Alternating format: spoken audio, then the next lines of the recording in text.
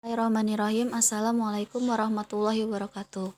Kami dari kelompok 7 mata kuliah Ulumul Hadis 2 yang beranggotakan Muhammad Fajar Nur Rahman, Ranti Walidaini, dan Siti Ainaya Al-Fatihah ingin mempresentasikan materi kami yang berjudul Makna Kandungan Hadis atau Ilmu Ma'ani Al-Hadis. Rincian dan latar belakang ilmu ma'ani hadis. Kata ma'ani adalah bentuk jama dari kata makna. Secara leksikal, kata ma'ani berarti maksud atau arti. Ahli ilmu bayan mendefinisikan sebagai pengungkapan melalui ucapan tentang sesuatu yang ada dalam pikiran atau disebut juga sebagai gambaran dari pikiran. Sedangkan menurut istilah, ilmu ma'ani adalah usul-usul dan kaidah-kaidah yang dengannya dapat diketahui hal ihwal ungkapan Arab sesuai dengan konteks, situasi, dan keadaan yang sesuai dengan tujuan dari konteks tersebut. Objek kajian ilmu ma'ani adalah kalimat-kalimat yang berbahasa Arab. Tentu dikemukakannya, ilmu ini bertujuan untuk mengungkap kemukjizatan Al-Quran, Al-Hadis, dan rahasia-rahasia kefasihan kalimat-kalimat bahasa Arab, baik puisi maupun prosa.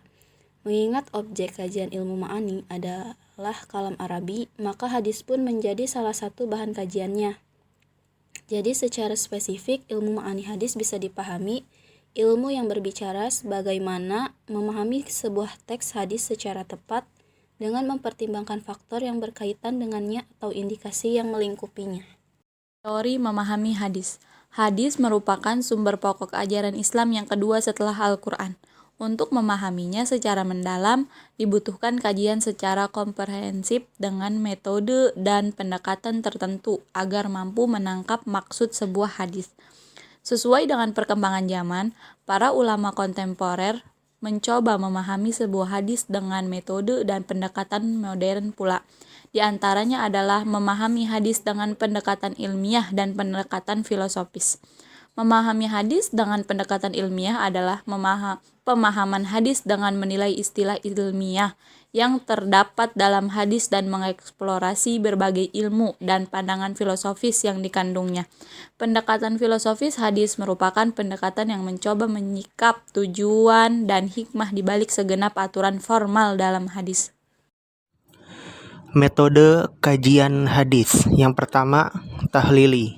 Metode tahlili adalah memahami hadis-hadis Rasulullah SAW dengan memaparkan segala aspek yang terkandung di dalam hadis-hadis yang dipahami serta menerangkan makna-makna yang tercakup di dalamnya, sesuai dengan keahlian dan kecenderungan pensyarah yang memahami hadis-hadis tersebut.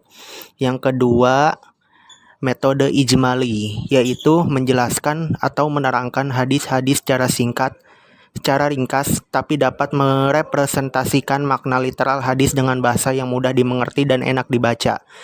Metode ketiga, muqarrin. Metode muqarrin adalah metode memahami hadis dengan cara pertama, membandingkan hadis yang memiliki redaksi yang sama atau mirip dalam kasus yang sama atau memiliki redaksi yang berbeda dalam kasus yang sama.